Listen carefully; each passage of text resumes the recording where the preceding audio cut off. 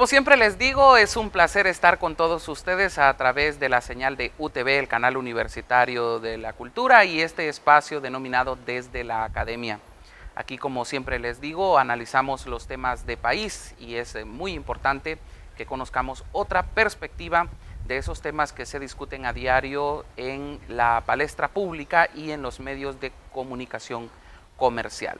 Hoy estamos con don Efraín Díaz Arrivillaga, un analista y también miembro de la Junta de Dirección Universitaria de la máxima casa de estudios del país, y estaremos analizando el tema relacionado al Consejo de Defensa y Seguridad. Ustedes han escuchado y han visto información que ha salido en todos los medios de comunicación relacionado a este tema que gran polémica ha levantado en el Congreso Nacional cuando se intentó aprobar una nueva ley de este consejo en el cual pues para la mayoría se busca descentralizar el poder, no solamente que recaiga en la presidenta de la República, sino también que cada poder del Estado y lo mismo el Ministerio Público tengan esa libertad para ejercer su trabajo.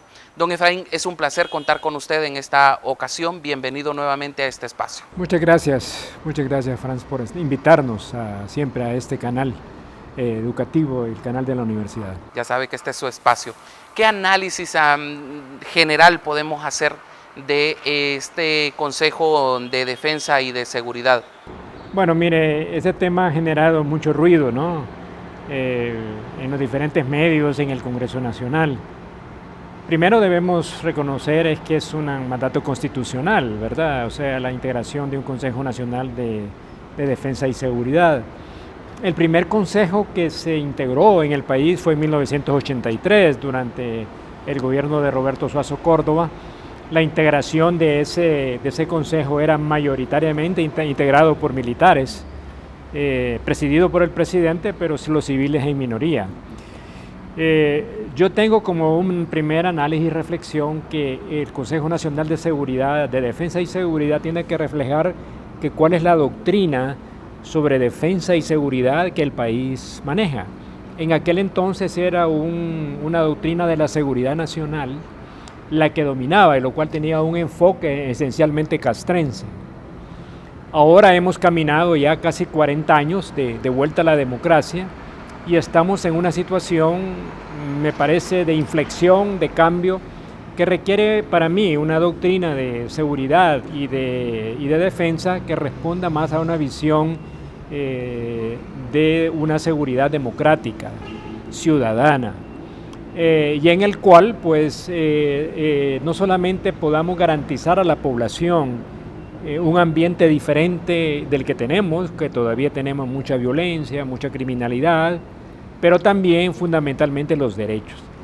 Y que el papel que juegan tanto las Fuerzas Armadas como la policía está más bien en una función más civilista, más del respeto a la Constitución y las leyes y más vinculados con la ciudadanía. Entonces la integración de ese consejo tiene que estar para mí en esa línea, ¿no? No puede ser de otra manera diferente, no solo en exactamente unos ministerios u otros, sino que cuál es la doctrina de que va a regir, digamos, cómo va a funcionar, digamos, ese consejo. Y lo que tuvimos anteriormente, pues realmente era prácticamente un reflejo del estilo de gobierno que por más de 12 años tuvimos, que consistía básicamente en una centralización del poder, una suerte de autoritarismo, digamos, en el manejo no solamente de los temas de seguridad y defensa, sino que en otros temas que tienen que ver con el gobierno, y en el cual también había una representación de los poderes del Estado, el Poder Judicial y el Poder Legislativo, entre otras cosas, lo cual me parece que vale la pena revisarlo en función precisamente de este nuevo enfoque y la necesidad de que se pueda dar, digamos, una transformación. Indudablemente que la participación siempre del presidente, o en este caso ya la presidenta, doña Xiomara Castro, es la que siempre tendrá la dirección de ese consejo. No puede ser de otra manera, porque el presidente no puede delegar funciones que le corresponden como tal, ni las atribuciones que como consejo tiene. Pueden tener un secretario ejecutivo, ¿no? que ayude, digamos, a la conducción, a la operatividad, pero de ninguna manera sustituir las funciones que como consejo tiene. Eso creo que tiene que ser perfectamente claro. Y me parece que la no participación del Poder Judicial y el Poder Legislativo en el Consejo me parece que es saludable porque debe existir separación de los poderes del Estado. Y creo que, por ejemplo, el Poder Judicial se debe mantener fuera de eso, lo mismo que el Legislativo, porque en teoría, por lo menos así debe ser, son independientes pero complementarios para establecer los pesos y balances que son necesarios para un buen gobierno. En ese 1983, ¿era tan protagonista como lo es ahora el Consejo de Defensa y Seguridad? Bueno, sí, yo diría que lo fue, digamos, un mayor protagonismo porque realmente las Fuerzas Armadas eran el poder fáctico, el poder real en aquel entonces, y además vivíamos una época de confrontación a nivel de la región centroamericana dentro del marco de la Guerra Fría, con una fuerte presencia militar y política de los Estados Unidos, y entonces el papel de los militares era protagónico, digamos, en lo que sucedía en Honduras en ese momento. Hace 2 décadas pasadas, igualmente, se le dio un protagonismo importante, digamos, a los militares, como también a las propias fuerzas de seguridad, de tal manera que la doctrina era la militarización de la seguridad pública, ¿verdad? Y por otro lado, una versión que también me parece ha sido históricamente una influencia política dentro de las Fuerzas Armadas. Y eso fue lo que vimos. Esa influencia política que el gobierno anterior tenía en las Fuerzas Armadas fue poco beneficiosa para la propia institución armada como para el país. Entonces la despolitización o la despartidización de las Fuerzas Armadas y de la policía me parece que tiene que ser un avance importante que tenemos que tener para lograr precisamente lo que le decía yo al comienzo, el hecho de tener lo que yo llamo pues una doctrina de seguridad democrática y ciudadana que nos permita también apuntalar no solamente el proceso democrático, sino que también la institucionalidad pública y las propias instituciones como son las Fuerzas Armadas y la policía. Bueno, en este nuevo ley que se pretende, o en este proyecto de ley que fue presentado al Congreso Nacional para la creación de una nueva ley para que rija el Consejo de Defensa y Seguridad Nacional, se señala que, bueno, hay varios temores que lo ha dado a conocer la oposición, entre ellos el nombramiento de un secretario ejecutivo que para muchos se le estaría delegando demasiado poder, incluso poderes parecidos a los de la presidenta de la República. También el nombramiento del director, de manera directa, del director de la Policía Nacional, y otros puntos interesantes que ya los vamos a ir revisando. ¿Usted qué opinión le merece esto? Bueno, yo creo que son legítimos, digamos, temores. Yo pienso que no creo que el espíritu del proyecto sea el hecho de que un secretario ejecutivo, o como usted le quiera llamar, vaya a sustituir funciones que corresponden al Consejo o a la propia Presidenta de la República. Yo francamente pienso que ese no es el espíritu. Y si de alguna manera pudiera aparecer, digamos, en el contexto de que eso puede ser así, pues hay que revisarlo y cambiarlo, digamos, para que sea un ejecutivo como un apoyo a la presidencia y no sustituir eso, porque eso pues sería un total contrasentido, lo cual para mí no tiene ninguna razón de ser. Entonces, eso para mí es algo que si es necesario revisar, habrá que revisarlo y cambiarlo, definitivamente. Así es que yo pienso que son los cambios que hay que hacer. La otra cosa que usted me decía... El nombramiento del director de la policía de manera directa. Bueno, es que mire, yo pienso que eso es una potestad que le corresponde al presidente de la República a través del Ministerio de Seguridad, ¿verdad? Yo creo que un nombramiento directo desde la presidencia, pues creo que quizás no sería lo más adecuado, ¿verdad? Porque para eso nombra su secretario de Seguridad, ¿verdad?, del cual depende la Policía Nacional. Entonces ese es el camino a seguir. Yo pienso que es lo procedente. Lo importante no es cómo se nombra, sino que ese director de policía realmente responda a lo que le decía yo al comienzo, a que tengamos una policía profesional, una policía realmente respetuosa de la ciudadanía, una policía renovada, que no sea el reflejo del pasado. ¿Por qué? Porque mire, la Policía Nacional, que fue parte de las Fuerzas Armadas desde los años, desde los años 60 para acá, ¿qué fue? Nació mal siempre y con una serie de vicios, con una visión esencialmente castrense, sin darle su propia identidad como institución nacional que debe ser la policía. Yo creo que la policía debe ser esencialmente civil y es el organismo que más directamente está relacionado con la ciudadanía y por lo tanto tiene que tener ese respeto a la ciudadanía y sobre todo tiene que ser una institución en la cual la población tenga confianza, ¿verdad? Y no como lo que pasa actualmente. O sea, que no es que toda la población confía en la policía, ¿verdad?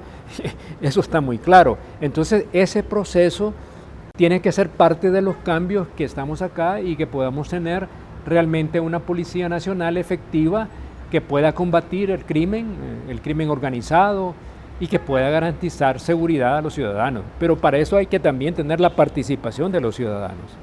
Y creo que en esa línea es que tienen que ir, para mí, la estructura del Consejo y también de la manera como se nombra y a quiénes se nombra, ¿no? Para que puedan hacer cumplir precisamente ese concepto que yo creo que es el que tienen que privar. Por ejemplo, señala que el secretario ejecutivo se le delegarán todas las funciones que en materia de seguridad y defensa se le otorgan a la mandataria. También se le asignan atributos que se derogaron en la ley de secretos. Y otra de las cosas que, bueno, hay veces ya sobrepasa de lo legal, ¿verdad? Es el temor de que fuera alguien de la familia Zelaya Castro o incluso la misma señora Patricia Rodas. Como le digo, eso ya sale de lo legal, pero sí me interesa mucho el tema relacionado a esas atribuciones relacionadas a la materia de seguridad y defensa que solo la tiene la Presidenta de la República y también atributos que se derogaron en la ley de secretos. Bueno, yo creo que esos puntos me parece que ya yo lo dije al principio, ¿verdad? O sea, el secretario ejecutivo no puede sustituir, digamos, las funciones que tiene la Presidenta. Ella podrá delegar en el secretario ejecutivo algunas acciones que son de carácter propiamente operativo o funcional, pero no propiamente lo que es ni la parte política ni estratégica ni por el estilo. Entonces, creo que si eso está ahí, que no lo conozco tan a fondo, debo decir, pero si eso está ahí, tendrá que ser de las cosas que están reformadas. Respecto a lo otro, ¿quién va a ser nombrada? Mire, aquí vivimos mucho de la especulación, ¿verdad? Es decir, aquí se cree pues que el que es presidente es José Manuel Zelaya Rosales y no doña Xiomara Castro, ¿verdad? Constantemente escuchamos eso y eso es la idea que nos quieren hacer llegar a través de una estrategia mediática muy bien montada en esa dirección. Lo que sí es importante es que la Presidenta poder deslindar cuáles son las funciones de ella y cuáles son las funciones de un asesor. En este caso, el expresidente Zelaya es un asesor de la Presidenta, ¿verdad? Entonces, no puede tampoco sustituir a la Presidenta. Entonces, esas son las cosas que están por ahí y vienen y van y vivimos en un momento de mucha especulación, mucho rumor. De mucho circo también. Sí, ¿verdad? Mucho circo, mucha desinformación que no nos ayuda realmente como país a poder sentar las bases de un nuevo camino para la nación. Y yo creo que en este tema es una de las bases fundamentales en las cuales se necesita un cambio, ¿no? El giro diferente de la visión que como gobierno se tiene sobre el tema de defensa y de seguridad. Yo creo también que encuentro, al menos salvo que me equivoque, que hay una nueva mentalidad en al menos la conducta de las Fuerzas Armadas y de la misma policía, que están más o menos en una dirección diferente de lo que estaba hace 2 décadas. Es lo que percibo. Espero que mi percepción sea correcta, pero entonces solo el tiempo y los hechos lo van a poder confirmar o no. Y ahorita que usted mencionaba eso, yo le señalaba también de que vivimos mucho del circo, por ejemplo, todo esto que se ha dado en redes sociales, entre palabras del expresidente y las de Salvador Narrala, creo que eso lo que hacen es un daño muy grande al gobierno, ¿no? A la misma presidenta Xiomara Castro, quien bueno, no salió nunca a hablar o a decir algo al respecto. Sí, a mí me parece que por utilizar una palabra, ese tapeo, ¿verdad? Que se da, digamos, entre el expresidente Zelaya y el ingeniero Salvador Narrala, para mí es totalmente infecundo, inapropiado totalmente. Yo creo que las diferencias existen, eso no nos podemos negar, siempre van a ser parte en un país democrático, plural, pues hay puntos de vista diferentes. Pero yo siempre fui de la opinión de que la elección de noviembre fue el resultado no solamente de esa alianza coyuntural electoral con Salvador Narrala, El Pino y Libre, sino que también fue de una amplia coalición de ciudadanos que votaron por un cambio, ¿verdad? Entonces no es esencialmente solo el tema de Libre, ¿verdad? Sino que es cómo respondemos a una aspiración ciudadana que fue volcada en las urnas, ¿verdad? Y que por lo tanto hacia eso debemos apuntar. Entonces yo lo que he manifestado cuando se me ha preguntado esto mismo que usted me pregunta en este momento, es que hay que abrir el diálogo. Yo creo que y la negociación, la política es eso, ¿verdad? El arte de lo posible, el entendimiento, van a haber diferencias, pero al fin y al cabo creo que pueden haber coincidencias. Entonces hay que recordar también que El Salvador Narrala es designado presidencial, ¿verdad? O sea, pues que está muy cercana a la presidenta Xiomara Castro. Desafortunadamente la Constitución no le establece funciones a los designados presidenciales. Entonces corresponde al presidente, o en este caso a la presidenta, designar cuáles son las tareas que le va a asignar a Narrala, a Doris Gutiérrez y creo que doctor Florentino, que es el otro designado presidencial, y deslindar, digamos, cuáles son las funciones que va a hacer su asesor presidencial, en este caso Manuel Zelaya, en estas cosas. Entonces, yo creo que ella tiene, esto es sin pretender, digamos, convertirme como en ser sabedor de todas estas cosas, es que corresponde, digamos, a la presidenta como mediar en esto para que esto no se siga convirtiendo en un asunto que puede efectivamente no solamente dañar el gobierno, sino que dañar las instituciones y dañar el país, que es precisamente lo que no queremos que vuelva a suceder. Ya de por sí las instituciones públicas fueron debilitadas y dañadas y entonces no vamos a seguir en eso. Entonces hay que ponerle como un punto final a eso, dirimir diferencias, encontrar las coincidencias. Si existen diferencias, pues que existan diferencias, es normal que existan, pero si hay coincidencias, entonces trabajar sobre la base de las coincidencias para que puedan realmente hacer un buen gobierno en función de los intereses del país. No, y esa división que crea en la misma sociedad, ¿no? Unos a favor de unos, otros a favor de otros, esos dimes y diretes que al final no suman, sino que restan. Sí, es que mire, hay sectores que en el país que se han vuelto intolerantes, sectarios, que realmente no quieren precisamente el entendimiento y el consenso y el diálogo. Por eso es que en el país tantos esfuerzos de diálogo han fracasado, precisamente porque hay sectores que no están interesados en que el país cambie, ¿verdad? Y que sigamos en este relajo, en este problema y en esta constante división y enfrentamiento. Entonces yo creo que debemos dar el paso hacia qué cosa, a lograr un acuerdo nacional, yo le llamo pacto social, si usted quiere decirle eso, en el cual estén reflejadas las cosas que se van a hacer.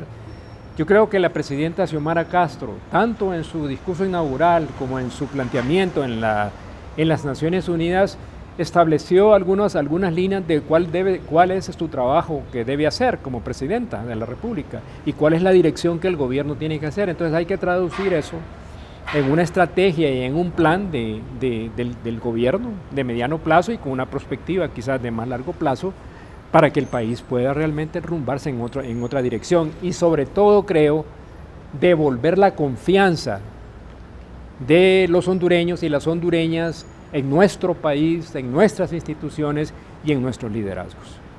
Bien, ya volviendo nuevamente al tema que nos corresponde, porque yo entiendo que todos estos temas tienen mucho que ver por el hecho de que estamos viendo un poder ejecutivo o un gobierno, vamos a decirlo mejor así, en el cual se han dado muchas cosas en los últimos meses.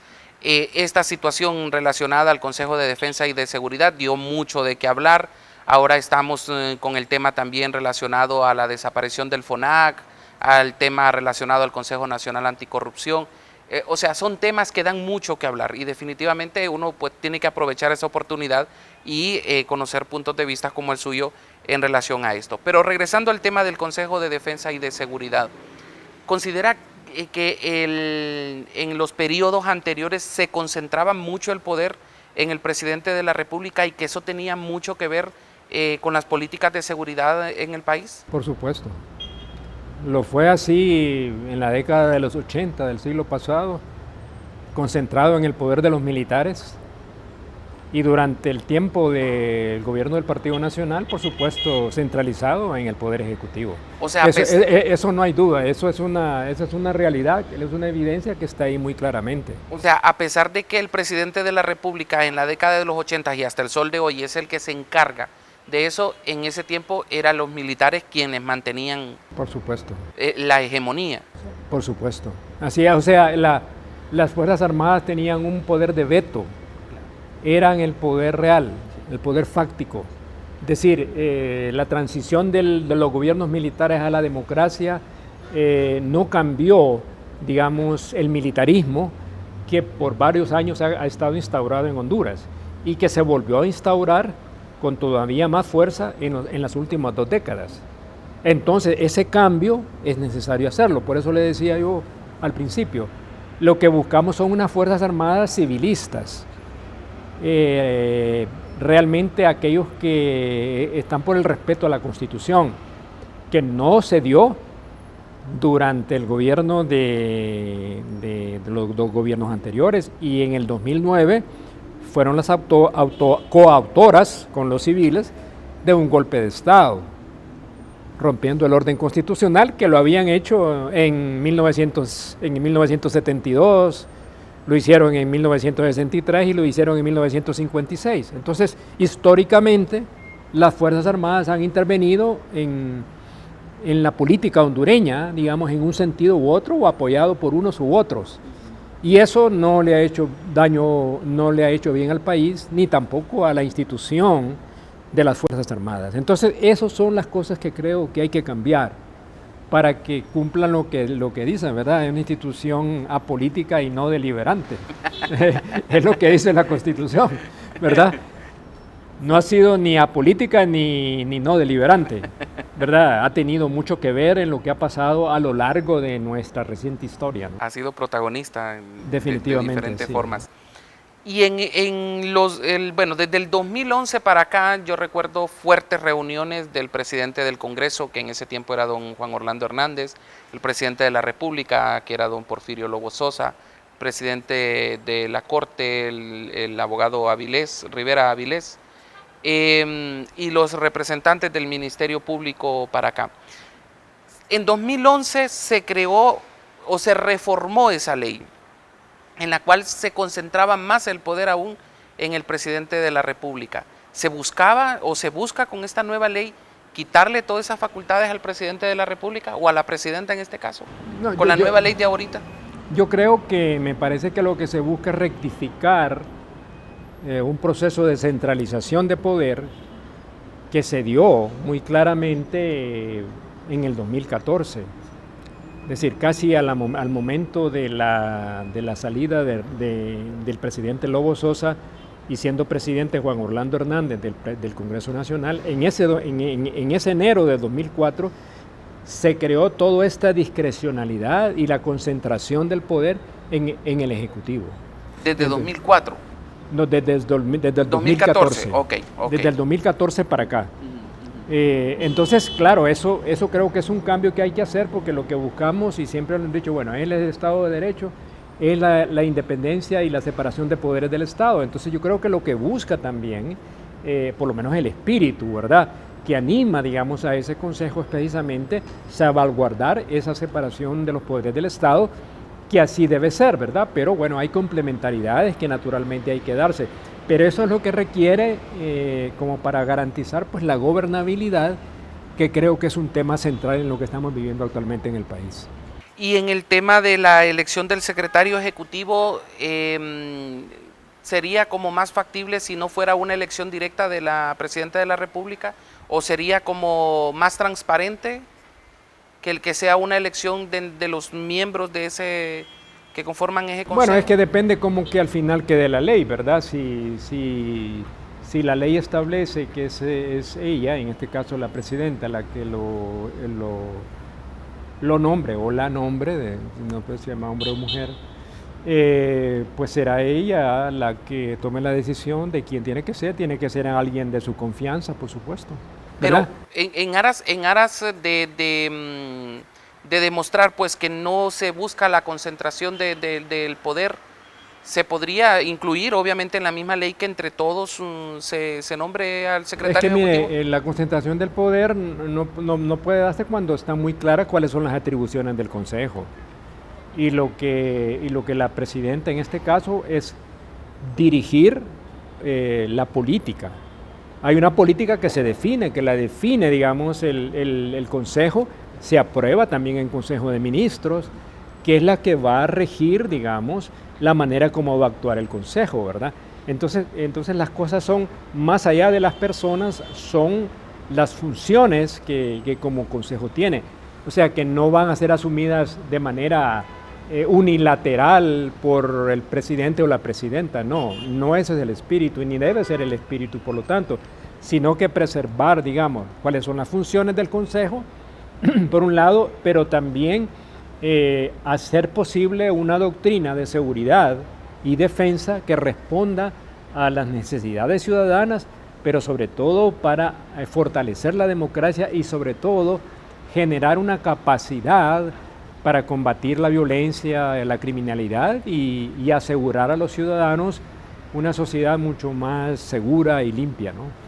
Lo que sí es urgente es descentralizar tanto poder, ¿no? Porque el expresidente Juan Orlando Hernández, bueno, tenía un control casi total en todas las instituciones del Estado.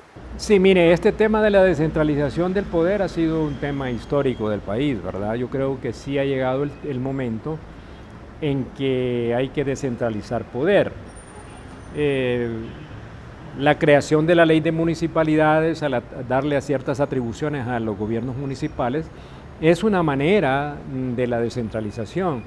Pero yo creo que el país ha llegado a que puede ir un poco más allá de ese tema. Por ejemplo, a la región del Valle del Sula, para mí puede ser un paso a la regionalización del país.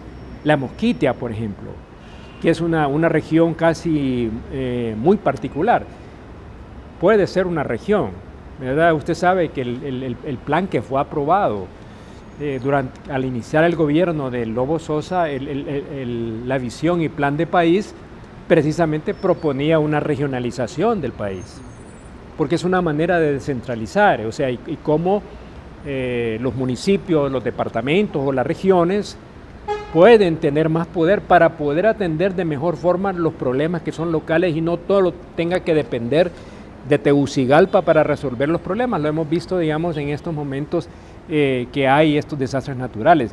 Los alcaldes y las instituciones locales tienen que tener la capacidad para poder enfrentar con mayor eficacia los problemas ambientales o de otra naturaleza que se presenten con la participación ciudadana. Entonces, ese cambio yo creo que es necesario en el país. O sea, ese es un proceso, ¿verdad? Claro. Eso no lo vamos a hacer de la noche a la mañana. Ni con una ley. Cuando hay siglos.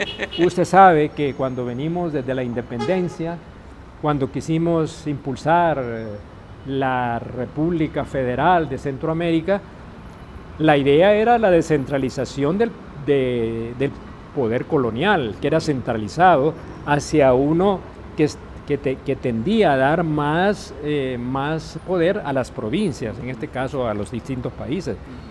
Pero veo usted cómo ese proyecto fracasó. Fracasó porque se conjuntaron las fuerzas que siempre se han opuesto precisamente a ese proceso de mayor descentralización y de participación ciudadana. Y eso ha sido a lo largo de la historia del país. Entonces yo creo que ha llegado el momento que esas son las consideraciones que hay que tomar en cuenta para que el rumbo del país pueda irse en la dirección que queremos, de una ruptura y cambio y de transformación económica, social, política, ambiental y cultural que Honduras necesita en este momento. Le agradezco mucho, don Efraín, que nos haya aceptado esta invitación. Definitivamente es muy enriquecedor ponerse a platicar con usted y profundizar sobre estos temas. Adquiere uno mucho más conocimiento y definitivamente en este ámbito, en este camino del periodismo, uno lo necesita para discernir y transmitir de la mejor forma posible temas como este, que muchas veces son escabrosos para la misma sociedad. Muchísimas gracias. Gracias a usted por la invitación y por supuesto creo que ese es el papel del canal universitario, ¿no? No solamente generar opinión informada, sino que educar.